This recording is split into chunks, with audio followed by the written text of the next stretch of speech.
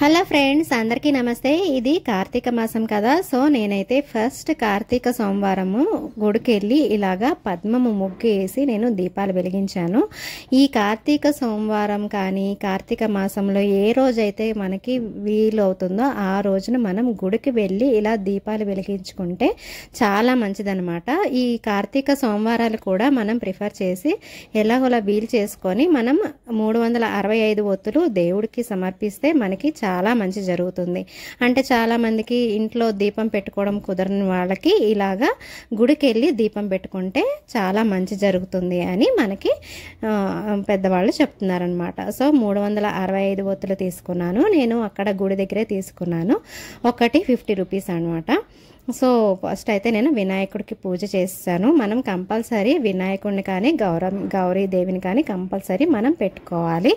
గౌరీ మాతకి కానీ వినాయకునికి కానీ మనం పూజ చేసుకున్న తర్వాత మనం దీపాలు వెలిగించుకోవాలి. సో స్వామివారికి అయితే నేను ఫస్ట్ పువ్వు, అక్షింతలు, కుంకుమ అలాగే గంధము మొత్తం ప్రసాదం సమర్పించిన తర్వాత మనం దీపాలు అనేది వెలిగించుకోవాలి. ఈ కార్తీక మాసం అనేది మనకి చాలా ప్రత్యేకమైనది. అలాగే కోటి సోమవారం కూడా అయిపోయింది కదా. సో అది కూడా చాలా ప్రత్యేకమైనది అనమాట. సో నేనైతే ఈ కార్తీక మాసము ఏ రోజైతే వస్తుంది అనేది ప్రీవియస్ వీడియోలో కూడా పెట్టాను. ఆ వీడియో కూడా ఒకసారి చూడండి. మనకి కార్తీక పౌర్ణమి అనేది నవంబర్ 5వ తారీఖున వస్తుంది. సో నేను ఆ పౌర్ణమి కూడా నేను పూజ అనేది చేసి నేను ఈ ఛానల్లో పెడతాను. అది కూడా కంపల్సరీ చూడండి. మీకు కనుక ఈ వీడియో నచ్చినట్లయితే నా ఛానల్ని సబ్స్క్రైబ్ చేసుకోండి. అలాగే ఒక లైక్ కూడా చేయండి.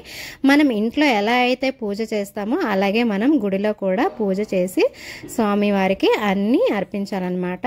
నేను ఇలాగా ప్రసాదం అయితే నేను ఖర్జూరము సమర్పించాను. సో ఇది మా ఇంటి దగ్గర ఉన్న శివాలయంలో చాలామంది ఇలాగా ఆ రోజు దీపాలు అనేది వెలిగించుకున్నారనమాట. చూడండి, అందరి దీపాలు చాలా బాగున్నాయి. మీకు నా వీడియో నచ్చినట్లయితే నా ఛానల్ని సబ్స్క్రైబ్ చేసుకోండి. Thank you so much for watching.